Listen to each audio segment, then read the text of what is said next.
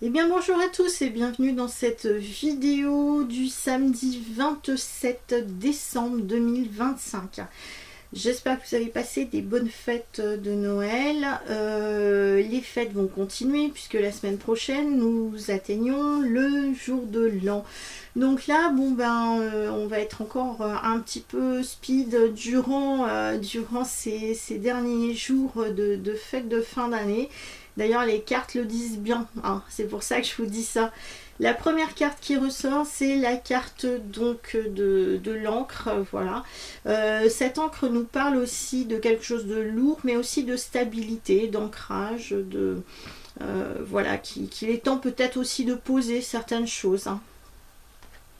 La deuxième carte qui ressort, c'est la carte du labyrinthe. Donc avec cette carte du labyrinthe, c'est qu'en fait là, c'est comme si on était un petit peu perdu, on court dans tous les sens, hein. Vous voyez les personnages qui courent un petit peu partout, sans trouver finalement la porte de sortie. Donc là avec cette carte là, alors qu'on nous demande de ne plus trop bouger, ben là on voit qu'il y a encore du mouvement, du déplacement, de la course finalement, la course post-Noël, peut-être pour des échanges de cadeaux, ou pour justement préparatifs du jour de l'an, mais en tout cas on voit bien qu'il y a du mouvement, des déplacements, et que finalement les gens se croisent mais ne se regardent pas forcément avec ce labyrinthe, et on essaie de trouver une sortie qui est un petit peu difficile à trouver. D'autant plus que la troisième carte qui ressort, c'est la carte de l'ours qui correspond aux finances. Donc là, ce que l'on peut dire, c'est concernant ces trois cartes-là, il va être difficile de clore financièrement la fin du mois. Alors, sachant que comme nous l'avons appris, c'est que les banques européennes stoppent finalement les transactions de virements. C'est-à-dire qu'on peut avoir des choses sur notre compte, mais c'est pas du réel, quoi. C'est juste une ligne, mais en réalité, il n'y a pas cet argent.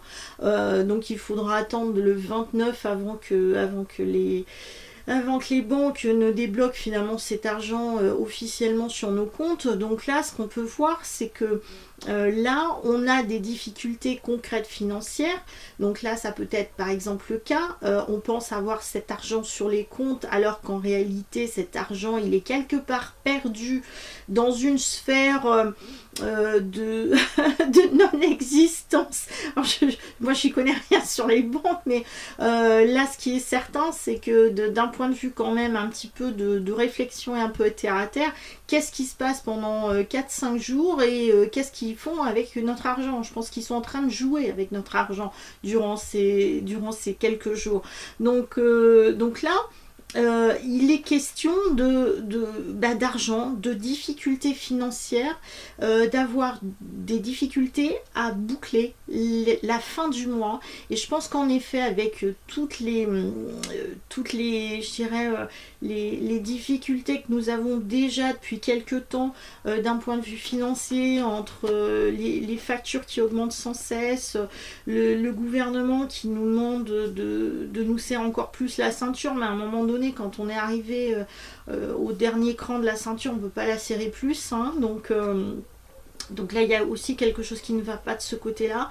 Là, ce qui est certain, c'est que bon, on a profité encore une fois des fêtes de fin d'année, mais là, avec cet ours polaire qui est là, je pense que ça va être compliqué de remonter la pente à partir de maintenant. Voilà, donc à partir de ce samedi, ça va être quand même assez difficile, assez compliqué. Au niveau du tarot de Marseille, ce qui ressort, c'est le roi de bâton. Donc le roi, c'est quelqu'un qui est cool, qui est tranquille, qui a une bonne dynamique, qui a une bonne énergie, qui est assis sur son trône.